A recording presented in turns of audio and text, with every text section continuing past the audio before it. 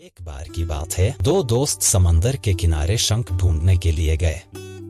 उन्होंने सोचा कि शंख मिलने के बाद हम उन्हें बाजार में बेच देंगे, जिससे हमें अच्छे खासे पैसे मिल जाएंगे। तो जब वो दोनों दोस्त शंख ढूंढने के लिए गए तो एक दोस्त को शुरू में ही बड़ा शंख मिल गया। उसने अपने दोस्त को बड़ा शंख दिखाते हुए कहा कि अगर मैं इस बड़े शंख को बाजार में जाकर बेचा तो मुझे बहुत सारे पैसे मिल जाएंगे। अब यह देखकर वह दूसरा दोस्त भी बड़ा शंख ढूंढने में लग गया। उसके दिमाग में सिर्फ बड़ा शंख ही घूम रहा था और इसी चक्कर में उसे जो भी छोटे छोटे शंख मिलते उन्हें वह वापस समंदर में फेंक देता और फिर से वह बड़ा शंख ढूंढने में लग जाता। अब जो पहले वाला दोस्त था जिसे बड़ा शंख मिला था, वह और भी शंख ढूंढने लगा और उसे बहुत सारे छोटे छोटे शंख भी मिल गए जिन्हें वह जमा करता है। सुबह से शाम हो जाती है लेकिन उस दूसरे दोस्त को बड़ा शंख नहीं मिलता। अब पहले वाले दोस्त के पास एक बड़े शंख और कुछ छोटे शंख थे जो उसे बाद में मिली थी और दूसरे दोस्त के पास एक भी शंख नहीं था। वह दोनों दोस्त बाजार में जाते हैं। पहले दोस्त को बड़े शंख के 2000 रुपए मिलते हैं,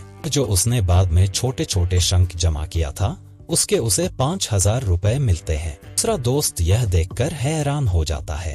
उसके दोस्त को बड़े शंख के कम और छोटे शंख के ज्यादा पैसे मिले हैं। वह बेवकूफ बड़े शंख के चक्कर में सुबह से बड़ा शंख ही ढूंढ रहा था। अगर वह बड़े शंख के चक्कर में ना आकर छोटे छोटे शंख ही जमा कर लेता तो उसे भी अच्छे खासे पैसे मिल जाते, लेकिन उसे छोटी शंकु को समंदर में ही फेंक दिया था। दोस्तों, इस कहानी से मैं यह सीख मिलती है कि हम भी हमारी जिंदगी में कई बार बड़ी सफलता के पीछे या यह कह सकते हैं कि बड़ी कामयाबी के पीछे पड़े रहते हैं, लेकिन हम यह चीज भूल जाते हैं कि बड़ी सफलता हासिल करने के लिए पहले हमें छोटी छोटी सफलताओं को पार करना पड़ता है। जब भी हम किसी बड़े सेलिब्रिटी को देखते हैं, वह चाहे एक्टर हो, सिंगर हो या फिर क्रिकेटर हो, हमें सिर्फ इन लोगों की कामयाबी नजर आती है, उसके पीछे का स्ट्रगल नहीं।